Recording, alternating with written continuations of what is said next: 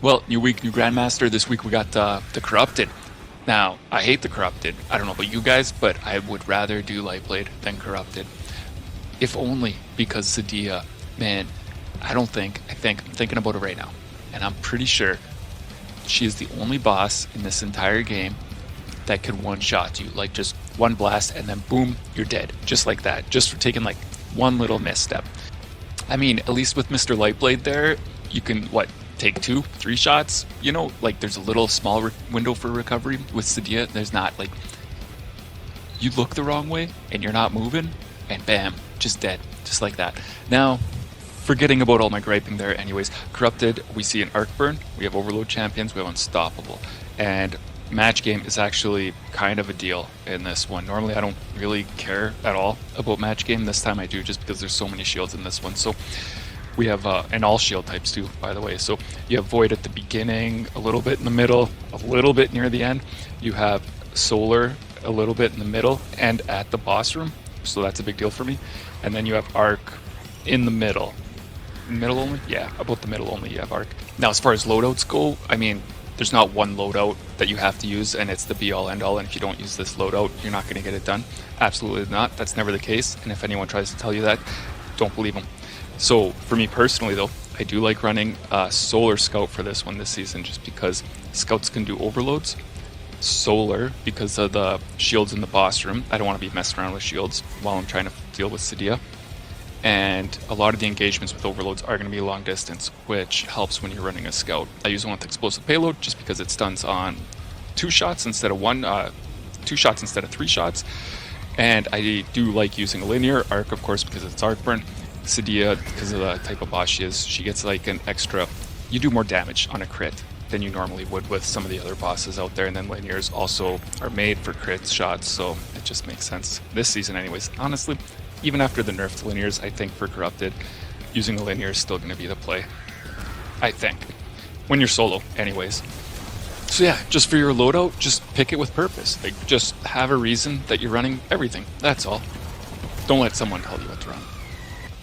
Now, a quick side note before we get started. I don't know if you noticed the length of this video, but my god, it's way too long. So please, please use the bookmarks. I don't mean to disrespect anyone's time. I just want to do a detailed guide for someone who's maybe soloing this for the first time. Obviously, I skipped the sections that are just way too straightforward to even talk about. But if you're not stuck on a section, please, please, by all means, use the bookmarks to skip through to the next section that you might need help with. Now, as soon as you start the Grandmaster, you're going to have an overload spawn in right on this bridge right in front of you here. So he's going to have some scorn buddies with him. Take him out right away. You can do it like basically right from where you spawn in. Now, once he's dead, you don't have to go straight into the big pile of ads or enemies that you see in front of you. You can avoid the whole crowd and just take the right-hand path. I'm sure you guys know this, but it takes you right to the mini boss, the mini Taken Phalanx boss guy that's guarding the door. Take him out, and then the only thing you have left in this room, if you care about platinum, is one more overload at the moment. Now, there's a mechanic to this room. If you kill too many of the enemies, another wave's going to spawn in, and it's going to bring another overload with it. Not a big deal if you have a good way of taking them out, but you don't have to. Now, a couple things can trigger the wave. One is time. Time will spawn in the next wave. Killing all the enemies will spawn in the next wave. And in all honesty, like, there's a little bit of randomness there where sometimes they just spawn in, even though I think my time's good, and I've only killed the Overload Champion and the Sniper, and they spawn in. So a little bit of randomness. Those are kind of rare occurrences though, so don't worry about it. It just is what it is. Now, as soon as you kill that mini boss, look off to that far island where the Overload and the Sniper are starting. Sometimes, not all the time, but sometimes they're still there, and just if you're using a scout, you can stun the Overload from a distance. It'll lock him in. You're too far away to get really his aggro, so he's just going to stand still, and you can just, spend a minute killing him from way off in the distance. As soon as he's dead, you can book it to the next section, especially like if the second Overload hasn't spawned in yet, you're good to go. You can leave this area, and it's not going to cost you platinum or anything like that. Now, most of the time though, the Overload has made it to the bridge with just the basic rank and file enemies there. So again, from the same position, you can take them out with the scout, or if you're more comfy with it, especially if you're using like a void build where you can stun them with your void grenade, you can still book it for the door, hang out at the entrance, wait till the Overload kind of separates from the pack a little bit, because like I was saying, you don't want to kill all the ads because it'll spawn the next wave in. and then stun them. Just take them out quick with your heavy, just like this. Or just kill everything and let the second wave spawn in. Kill that too. No big deal. Although I should quickly mention there, if you're too slow killing everything and you're hanging out in the doorway, they will just vanish on their own, and I'm pretty sure that'll cost you your platinum, if you even care about platinum on this. Maybe you just want the completion or the conqueror title. Alright, the elevator room now. So, probably the hardest checkpoint before you get to the boss, I think. Probably. If you do it legit. But you don't have to do it legit. There's a little bit of a cheese there, but it's going to mess with your entire build, unfortunately. So there's a bug or a glitch or an unintended mechanic where if you're using a sliding melee like Consecration or the stasis one, I don't remember the name, but where if you're holding the ball and you do the stasis melee attack, it's gonna apply extra damage. It's gonna apply the damage from the melee attack, but it's gonna take out the shields just like the ball would, if that makes sense. So for Consecration, we'll see here, I'm going to do the slide and I'm going to wipe everything out, right? Easy, way easier, especially when you're solo. This is definitely like a more stress-free way to do it. There's still a bit of a setup here. So for me, the setup is I activate it, I go in there, I chuck a Wither Horde, I chuck a grenade, I pop my barrier just to blind and give me a bit more cover, and in this scenario, like I'm using Laura Lee, give me some restoration. Go back, pick up the ball that I dropped on the ground, and then just about then the mini bosses with the immunity shields are spawning in. I do my slide attack, I wipe them out, and then I rinse and repeat for the next stage. The next stage I got my super handy, so I'm going to break their shields, pop my super right away, just because, you know, they're still super dangerous, and clean them up that way. Now, one of the rules with this, when you're using this bug, if you don't know, and I did not find this out, by the way, I did not, so I learned this, I think, from, there's this YouTuber guy, Selfu, S-E-L-F-U. Definitely, like, he puts in the work in this game as far as, like, doing the math, mechanics, anything. Like, this guy's smart. So, watch him, why not? But, he's the one who I learned it from, anyways. Now, for this, one of the rules is, depending on your key binding, I'm on controller, I'm on console. So for me, I always have my charged melee attack and my uncharged melee attack separate inputs. Now, it won't work if that's the case. You have to have the auto melee input like working or assigned to something and use that one. So that's why you see here, I go in, change my control, my button mapping just a little bit so that I'm on auto melee charge, and then it works fine that way. Now, if you're going to do it legit because, you know, using one of these melee charges doesn't really fit into your build, that's cool. If this was a glaive season, like say glaive stunning unstoppables for example, you can use the glaive actually, like the block from the glaive protects you from the push mechanic from the taken phalanxes, which is a super deadly mechanic that they got. Other than that, so here in this example I'm using Void anyways. My super, I'm still going to depend on my super for this, but really what's going to happen is the setup's going to be relatively the same. So I'm going to activate the encounter, I'm going to grab the ball when I'm running, I'm going to chuck a Wither Horde, I'm going to chuck a grenade, I'm going to activate my barricade, I'm going to switch back to my Wither Horde, do another one now, because ad control's a big deal, because those little taken Scion guys that multiply, like, they're deadly too, man. They're shooting arc, and it's an arc burn, so they'll kill you just as fast as the mini bosses will, for sure. So you still want to get rid of them through like area of attack damage, like grenade or Wither Horde or whatever you have, for sure.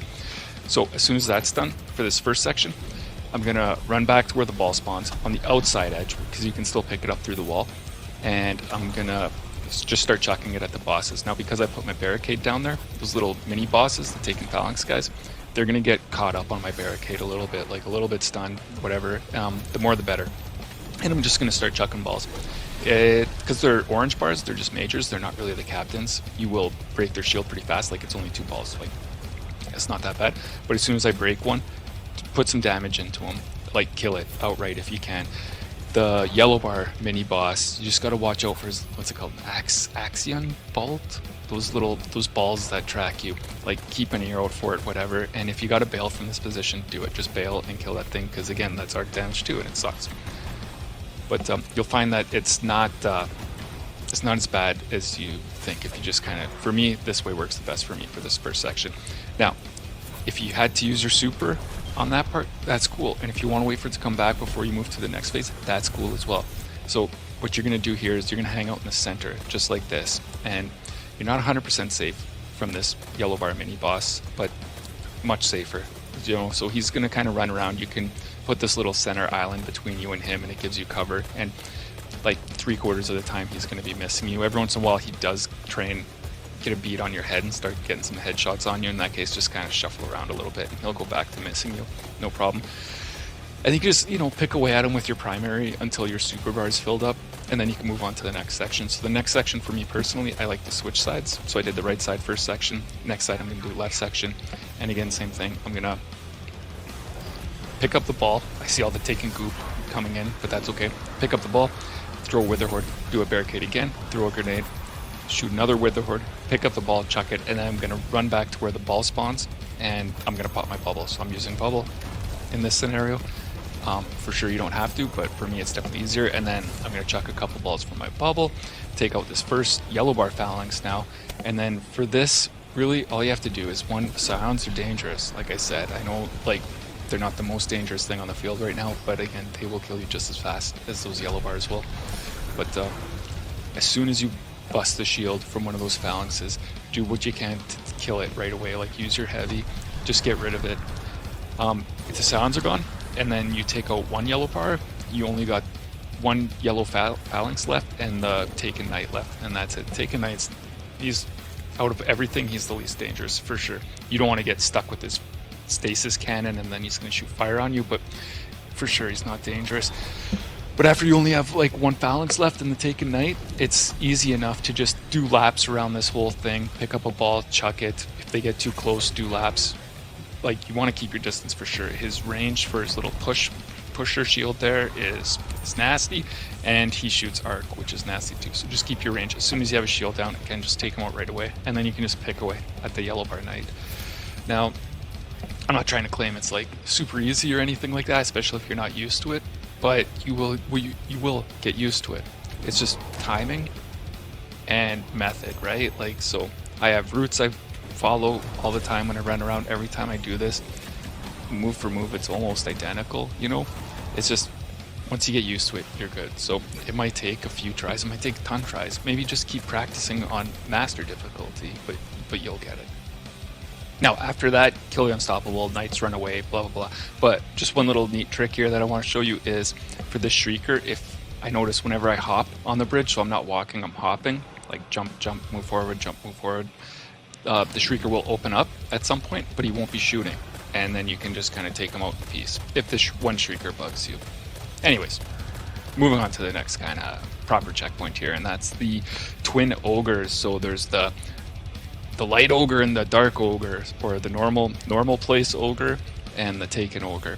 Now, for this, I'm sure you know how the basic mechanics work, really, right? You just take turns teleporting back and forth between each realm kind of thing, but when you kill one of the ogres or the taken ogre, whichever one you kill first, you don't go back to that area until like the encounter's complete. Now, because when the taken realm is over, you never go back there when the encounter is done, you want to do that one last. So if you kill the regular world ogre first, all the ads will disappear. So all the hive knights with the arc shields and acolytes, all that stuff, they just poof, vanish, gone, and then you go to the taken world forever until the encounter is done. So I suggest, anyways, or it's easiest for me, to do the regular ogre first. Otherwise, the opposite way, if you do taken ogre first, then all the taken ads disappear, and then you go to the real life world and you stay there forever, even when the encounter is done. So when the encounter is done, all those hive knights and everything are still alive. So it's just easier, it saves a little bit of time if you just do the regular one first, and then all the hive knights and everything disappear. You go to the taken world, and then when you do end up, after the encounter is done, going back to the real world, all those hive knights and everything, like, they're still gone. They never come back, right? So it saves you a bit of time.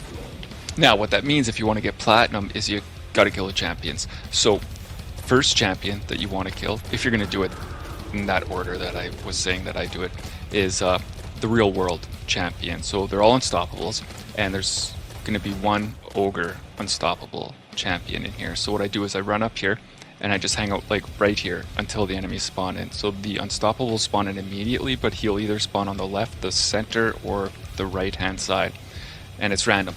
So I wait until he spawns. As soon as I see him, I just zero in on him and I try to wipe him out right away before I go to the taken dimension for the first time, if that makes sense.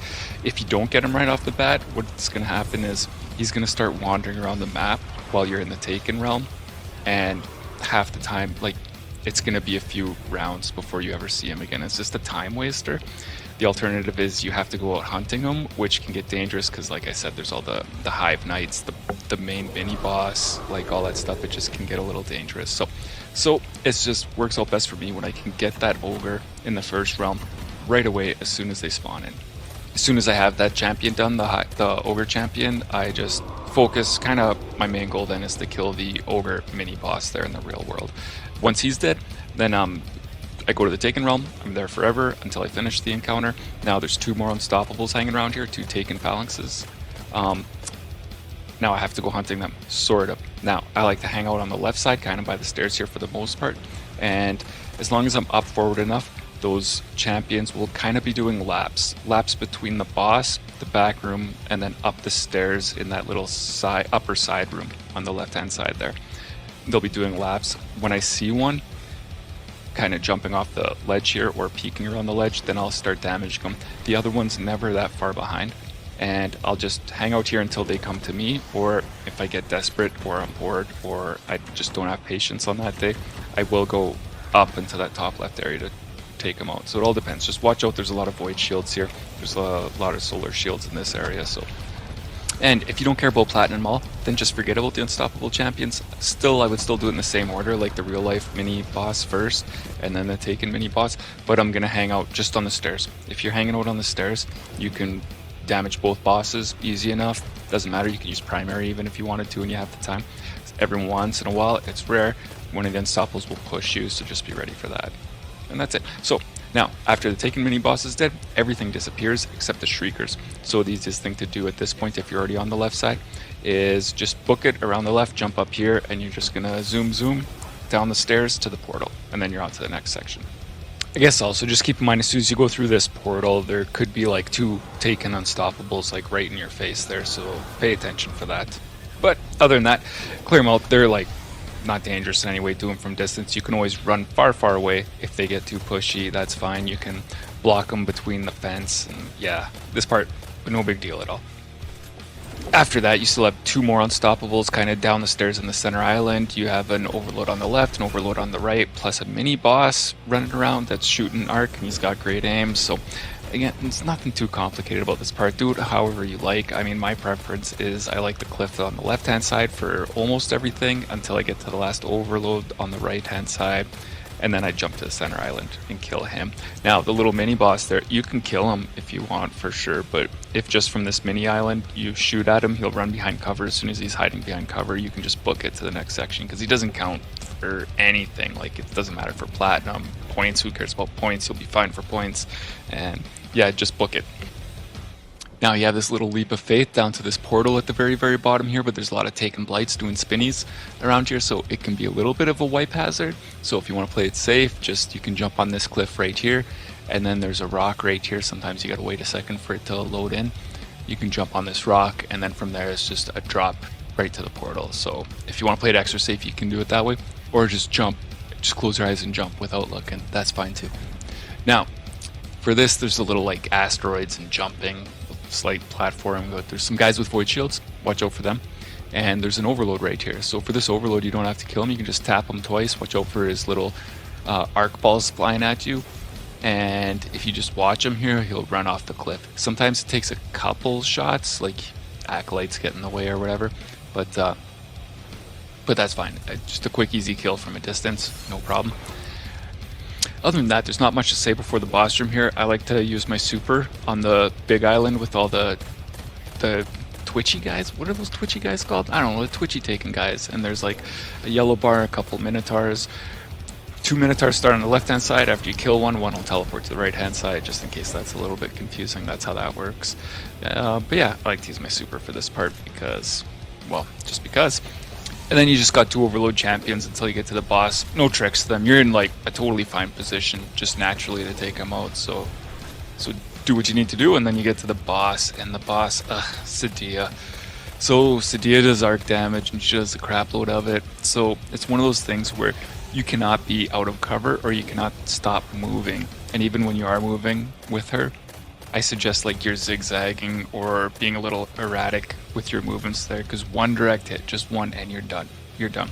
So that's with max resilience, that's with arc resist mods. Maybe if you're running like risk runner, you could maybe survive a shot kind of thing, but or if you have some other thing like build that specifically to like resist damage, you might be okay with just natural 100 resistance and arc resist mods. She's still going to one-shot you.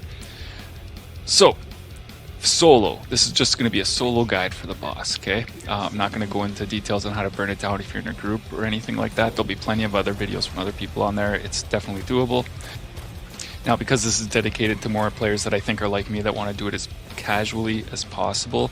Now, I know corrupted casual doesn't really go together, but I'm going to just explain how to do it the safest way I know of. So there might be faster ways that are a bit more of a gamble, and if that works for you, that's great, but this is just kind of as casual as I can get it anyway. So now, the fight with Sedia it's one of the tougher ones as far as Grandmasters go, in my opinion. Not the toughest, of course, but it's in the top 3 for sure.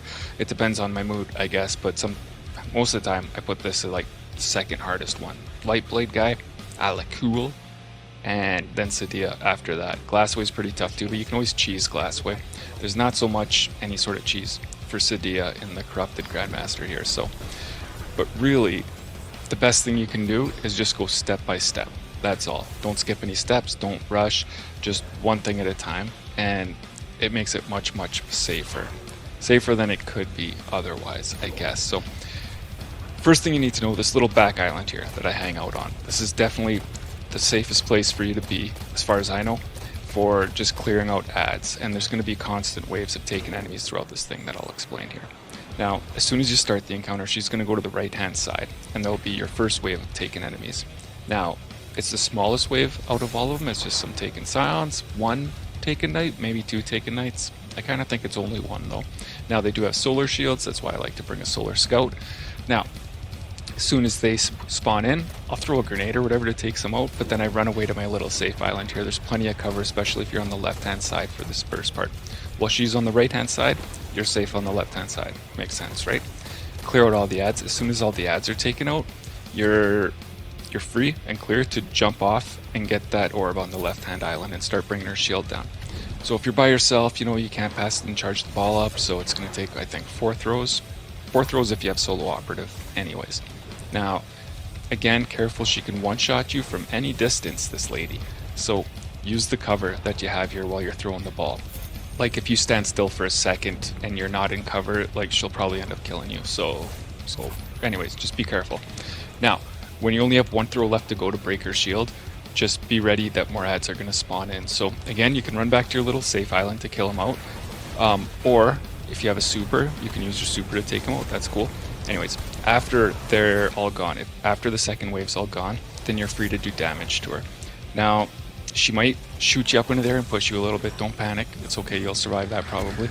But use your heavy on her. Get some headshots in. Just remember that even though you're doing damage to her, if she gets a shot off, she might still one-shot you. So make sure still stick close to the cover. So if you see her doing the animation to take a shot at you, you can still hide. But most likely your linear, if you're using linear, is going to stagger and you're going to be okay. After you do enough damage, she's going to teleport to the left-hand side. You have another second to do maybe 1 more shot of damage, 2 if you're lucky.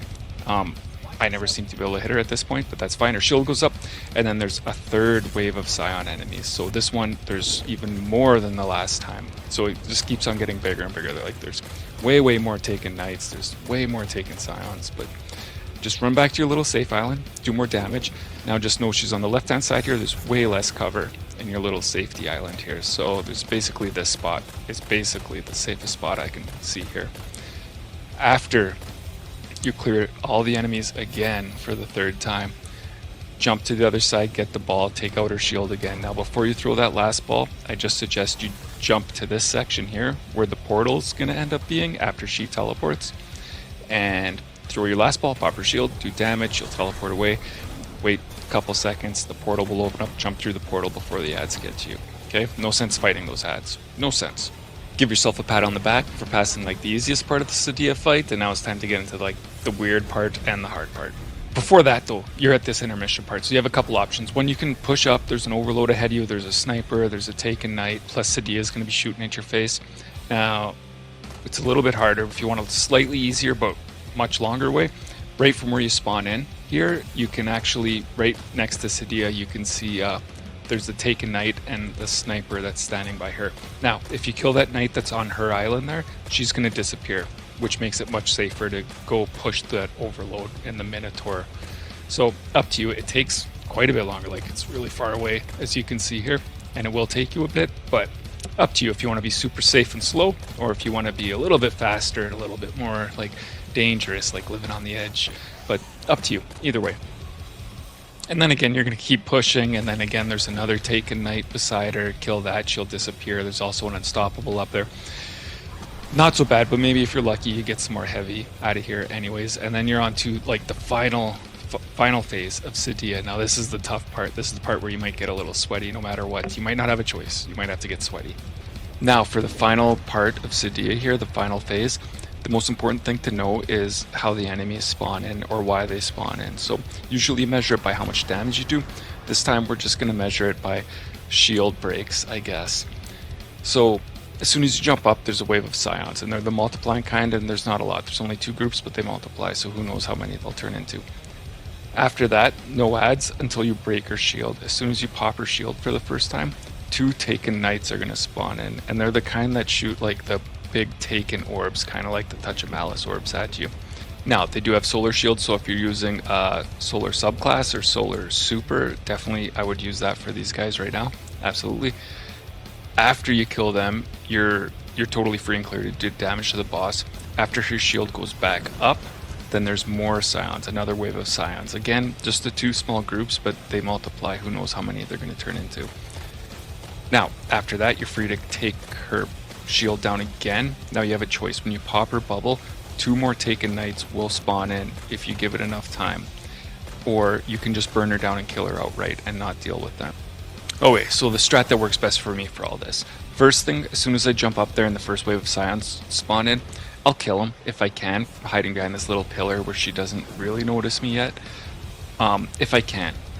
But also, you can jump back to the island you came from and hide behind this rock and kill him from there too. It takes a little bit longer because they keep freaking multiplying, but you're safer. Now she can still one-shot you from there, so use the cover, use the cover a lot, but that's good. Now jump back up, and really you can't really go back and hide there ever again. Now that area still has its use, and I'll talk about that kind of near the end, but just know that once you go back there, you will get a countdown timer again for being out of bounds. Anyways, as soon as you jump up here, the real fight starts. So basically, the method for this, to not die, is to run. Just always be running. So she does her little scream push thing, but as long as you're running, it's cool, you'll be okay. Now, you gotta run fast and zigzag, okay, because she has good aim still. Her shots aren't that slow. And so, like, a little bit of zigzagging, a little bit of Titan skating, hopping if you're a warlock, whatever you need to do. Like, just don't stop running. So for me, I just keep it simple. I just run in a circle, and I just keep running and running. Every time I run by that ball, I'll pick it up, and I keep running. I'm not going to throw that ball at her until she screams. I'll wait till she does the scream mechanic, and then soon after that, I'll throw it at her. Now, if you stop and turn to face her and then throw it at her, you've stopped, and there's a really good chance she's going to one-shot you. So when you do throw it at her, I like to use one of these broken pillars as cover. So I kind of hide behind the pillar, turn a little bit, get a good angle on her, chuck it at her quickly, and then run. And that's it. That's it for kind of part 1 of the last phase. Just running and running. Now, when I only have 1 ball left to do, okay, that's when I want to pay attention. I let her scream, pop her bubble, and then I know those taken knights are spawning. And they'll spawn a little bit different every time, but it's kind of the back, left, back, right. So if you think of this circle like a clock, and the ball where I keep picking it up is 12 o'clock, the taken knights are usually going to spawn at either 2 o'clock and 11, 10 o'clock ish, give or take. Hopefully you got that picture in your head.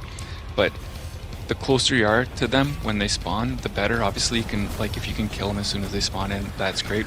Now, if you're using roam or super, good. If you're using like a bubble or something like that, you got to put a bit more thought into it, unfortunately.